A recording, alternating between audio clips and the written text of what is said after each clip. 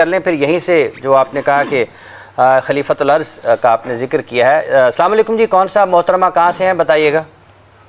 السلام علیکم جی جی، میں سمیرا بات کر رہی ہوں کراچی سے۔ میرا سوال جو ہے ساحل سر سے ہے، اور لیکن میں چاہوں گی کہ اس موضوع پہ جو ہے نا تھوڑی تفصیلاً جو ہے وہ بات ہو سکے جی ضرور۔ کہ جیسے میرا بھی معاملہ ہے، اور بھی میں نے بہت سارے اپنے آس پاس جو دیکھی ہیں آج کل، جو کہ عورت جو ہے وہ ساری ذمہ داریاں اپنی گھر کی نبھا رہی ہے، انکلوڈنگ کہ نان نفقے کی ذمہ داری بھی اپنے شوہر کی بھی، اور شوہر جو ہے وہ گھر میں بیٹھا ہوا ہے اور کوئی نان نفقے کی ذمہ داری اور کوئی بھی ذمہ داری نہیں نبھا رہا، لیکن ہاں اسے پروٹوکول اپنا پورا شرعی شوہر کی بالا چاہیے جو کہ وہ بیوی کو سناتا ہے، ٹھیک ہے؟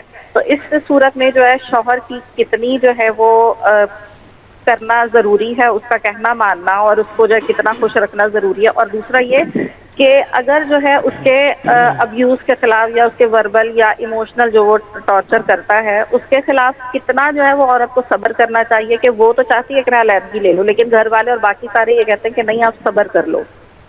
تو اس سلسلے میں جو ہے وہ کیا آپ بتانا چاہیں گے؟ ٹھیک ہے ساحل صاحب، یہ سوال تھا آپ کے لیے۔ پہلے پوائنٹ میں کچھ ایڈ کرنا ساحل صاحب، یہ ایک سوال آیا ہے کہ اگر مرد جو ہے وہ گھر میں ہے، اپنی جو ذمہ داریاں شرعی ہیں اپنی اہلیہ کے حوالے سے وہ نبھا نہیں پا رہا ہے، تو پھر کس حد تک اس کی تابع فرمانی جو ہے وہ ضروری ہے؟ مطلب خرچ کی حد تک بھی خاتون اس میں خود کفیل ہے اور مرد کی طرف سے اس کو کوئی اس سلسلے میں معاونت نہیں ہے، یا ذمہ داری جو ہے وہ کوئی ذمہ داری نہیں نبھا رہا، تو اس سلسلے میں بھی کیا آپ کے خیال میں جو تابع فرمانی ہے وہ کس حد تک وہ اس پر رہتی ہے؟ آواز آ رہی ہے؟ جی بالکل سن رہے ہیں سر، شوہر کی جو تابعداری ہے وہ کسی بھی موقع کے اوپر اولین ہے، چاہے وہ کما رہا ہے یا نہیں کما رہا۔ یہ پہلا نقطہ تو غور سے سمجھیں کہ اگر وہ پیسے نہیں کماتا تو اس کا یہ مطلب نہیں کہ آپ نے اس کے ساتھ بدتمیزی یا اس کو آپ شوہر ہو گئے، یہ معاملہ نہیں ہے۔ مگر یہ نقطہ جو اصل میں ان کو تنگ کر رہا ہے وہ غور سے سمجھیں۔ وہ نقطہ یہ ہے کہ اگر آپ کو یہ مسئلہ آ رہا ہے کہ آپ پیسے کما رہی ہیں اور شوہر پیسے نہیں کما رہا، تو آپ پیسے کمانا بند کریں، اس کو پیسے کمانے پڑیں گے۔ اور اگر آپ کو یہ پیسے کمانا ضروری سمجھ رہی ہیں آپ، اور اس شوہر کے ساتھ شادی جو نبھانا وہ آپ نے علیحدگی طے کرنی ہے، تو اصل میں جن لوگوں کی آپ بات سن رہی ہیں جو آپ کو تنگ کر رہے ہیں نا، وہ آپ کے گھر والے ہیں، وہ شوہر نہیں ہے۔ شوہر نے ڈیکلریشن دے دی ہے کہ وہ کس قسم کا سست آدمی ہے اور کتنا نااہل ہے، اس نے پہلے ہی بتا دیا۔ اب آپ اپنی نااہلی جو ہے نا وہ اب اس کا ثبوت دے رہے ہیں کہ آپ خود اس بارے میں فیصلہ نہیں کر سکتے۔ اسلام کا قانون نہیں بدلے گا، شوہر وہی رہے گا، تابعداری اسی کی کرنی ہے آپ نے۔ اگر آپ نے کسی اور کی تابعداری کرنی ہے یا اپنی تابعداری کرنی ہے تو آپ اس شادی سے اپنے آپ کو اس معاہدے سے توڑ دیں، کہانی ختم کریں۔ اس وقت آپ شوہر کی تابعداری ویسے بھی خاتون کر نہیں رہی، وہ کسی اور خاندان کی جو اپنے خاندان ہے، یا اپنے باپ کے بارے میں کہہ رہی تھیں، والدین کے، یا پھر شوہر کے خاندان کے جس کو بھی انہوں نے نام لگایا، ان کی تابعداری کرتے ہوئے شادی نبھا رہی ہیں۔ اصل میں شادی شوہر کی تابعداری کرتے ہوئے نبھائی جاتی ہے، اس کی تو آپ کر نہیں رہی۔ تو آپ پھر آرام سے اس بارے میں تخلیہ کریں اور اپنا معاملہ جس طریقے سے کریں۔ جب تک آپ اس بندے کے نکاح میں، یہ تو بڑا سمپل کامن سینس کی بات ہے، آپ اسی کی تابعداری کریں گے۔ آپ کو نہیں پسند، اللہ حافظ کر دیں اس کو، آپ علیحدہ ہو جائیں۔ اچھا ساحل صاحب، یہ جو ابھی ہم اس سے پہلے بات کر رہے تھے، آپ نے ایک سے زیادہ مرتبہ کہا کہ چھوٹے چھوٹے لوگوں نے خدا بنا لیے ہیں، اس سے کیا مراد ہے؟ عمومی طور پر تو لگے گا پھر سارے کے سارے لوگ جو ہیں وہ توحید پرست نہیں ہیں۔ نہیں، میں آپ کو بتاتا ہوں سر، میں آپ کو اسی تمہید اس لیے باندھ دوں، مجھے پتا ہے کہ اس وقت انسانی کان کے اندر تھوڑی سی وائبریشن شروع ہو جائے گی، دل بو جائے گا کہ یار اتنی لمبی بات کیوں کر رہا ہے۔ وہ اتنی لمبی بات میں اس لیے کر رہا ہوں، پے در پے ایک ہی آیت ریپیٹ ہوئی جا رہی ہے توریت میں، انجیل میں، قرآن میں ظاہر ہے میرا سینٹرل تو قرآن ہے۔ میں توریت اور انجیل کیوں بول رہا ہوں؟ تاکہ لوگوں کو پتہ چلے کہ یہ آدم علیہ السلام جب دنیا میں آئے نا، تو آدم علیہ السلام کے بچوں نے سب سے پہلے کیا کیا؟ ایک دوسرے پہ ڈیپینڈنسی ڈال کے اپنی اسٹیم زیرو کر دی۔ آج تک کوئی مسلمان مجھے نہیں بتا سکا، پاکستان انڈیا کی بات کر رہا ہوں، میں اپنے اساتذہ کی بات نہیں کر رہا ہوں، اللہ ان کو رحمت کرے، مجھے تمام تر کلچر کو میں ریپرزینٹ نہیں کرتا ہوں، میں صرف لوکل کلچر کی بات کر رہا ہوں کہ شرک سب سے بڑا گناہ ہے، مانتے ہیں؟ یہ بتائیں کیوں ہے، اس سے کیا نقصان ہوتا ہے؟ What is the problem here؟ اللہ کے خلاف تو کوئی جرم ارتکاب، اللہ کو تو کوئی نقصان نہیں ہوتا نا، ہمارا اللہ بے نیاز ہے، تو کدھر نقصان ہو؟ ڈیمیج کہاں پہ آ رہا ہے شرک کا؟ وہ ڈیمیج کی ڈیکلریشن جہاں پہ سمجھ لیں وہ انسان کی انڈیویجول اینڈ گروپ کے اندر پلیسمنٹ کے اندر اپنی ہی اسٹیم کو زیرو کرنے کی بات ہوتی ہے. اللہ تعالیٰ کہہ رہے ہیں میں تیری اسٹیم بڑھاتا ہوں خود, تو میرا بندہ اور میں تیرا رب ہوں. علی بن ابی طالب نے کہا میری اسٹیم کے لیے یہ کافی ہے, یہ کافی ہے. اب میرے بیچ میں مطلب میری اسٹیم کوئی نہیں گرا سکتا, یہ کافی ہے کہ مجھے اللہ عز و جل نے اپنے ہاتھ سے بنایا. ٹھیک ہے, اس سے بڑا کیا واقعہ ہونا میرے انسان ہونے کے لیے. تو مجھے میری اسٹیم کیسے نیچے آ سکتی؟ جب تک ہماری اسٹیم اسٹریٹ نہیں ہوگی, سیدھی نارتھ پول کو فیس کرتے ہوئے انسان کھڑا نہیں ہوگا, تب تک قرآن اپلائی کر نہیں سکتے آپ. یہ ہے مسئلہ. اللہ تعالیٰ یہ بتا رہے تھے کہ تمہیں یہ کتابیں اپلائی کیسے کرے گا؟ اتنا بڑا قانون, اتنی بڑی طاقت تو سہار کیسے سکتا ہے جب تک کہ تیری اپنی سیلف اسٹیم نہیں کھڑی ہوئی. اور جیسے ہی آپ اپنے اور اللہ کے بیچ میں نقطہ بھی لے کے آتے ہیں, نقطہ بھی, ٹھیک ہے, آپ کی اسٹیم زیرو رہتی ہے. اور اس کو بچانے کے لیے اللہ تعالیٰ کہتے ہیں کہ یہ سب کچھ میں برداشت کر لوں گا, یہ نہیں برداشت کروں گا کہ تو یہاں پہ کہیں پہ ہلکا سا بال بھی لے کے اپنے اور رب کے بیچ میں. کیوں؟ کیونکہ وہ مشن پورا ہی نہیں کر سکتا تو جو تو قرآن پاک نے تجھے دیے, جو اللہ نے تجھے دنیا میں بھیج کے دیتے وقت. وہ مشن صرف 100% سیلف اسٹیم کا بندہ کھڑا کر سکتا ہے, جو کہ خلیفۃ الارض کا مشن ہے. یہ ہے معاملہ. اب جب آپ کو یہ فلیور پتہ چلتا ہے تب پتہ چلتا ہے کہ قرآن پاک کی کوئی بھی آیت ایاک نعبد و ایاک نستعین سے ہٹ نہیں سکتی. کچھ بھی بیچ میں آئے گا ایاک نعبد کے, وہ قرآن پاک کے فلیور کے اندر سے قرآن پاک اس کو ریجیکٹ کرتا ہوا دیکھیں گے آپ.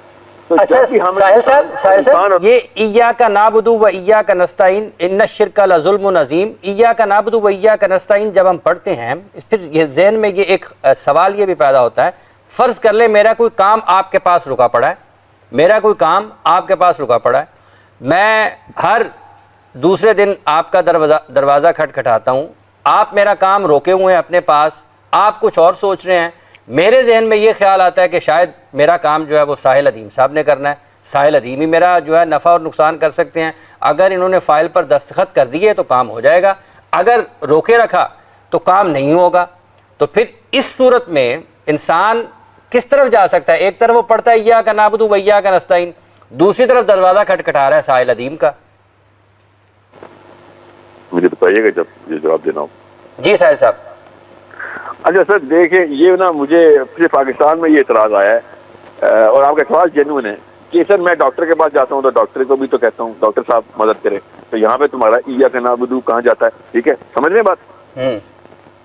تو پہلی بات تو یہ کہ ایاک نعبد میں ایا کا جو ہے وہ صرف اللہ کے لیے, اور نعبد میں عبادت کا کہ میں سبمٹ تیرے لاز پہ کرتا ہوں, تیری ہر چیز میں سبمٹ, میرا سر زمین پہ تیرے ہر حکم کے آگے ایاک نعبد. اور پھر ایاک نستعین کا مطلب یہ ہے کہ اب جو کچھ کرے گا تو ہی کرے گا, تیری وجہ سے ہی ہوگا, تیرے اذن سے ہوگا, اور تیری ڈائریکٹ پلان کے اندر ہوگا. ٹھیک ہے, یہ تو ہمیں تو کوئی کنفیوژن نہیں ہے اس بارے میں نا. اب حافظ صاحب میں آپ کو ایک چھوٹا سا سینیریو دیتا ہوں, آپ کو پتہ چل جائے گا. آپ اس وقت لاہور شہر میں ایک اسٹوڈیو میں بیٹھے ہوئے ہیں, آپ کے ساتھ ایک خاتون بیٹھی ہوئی ہے, ان کے ساتھ ایک مفتی صاحب بیٹھے ہوئے, ان کے ساتھ قاری صاحب بیٹھے ہوئے ہیں.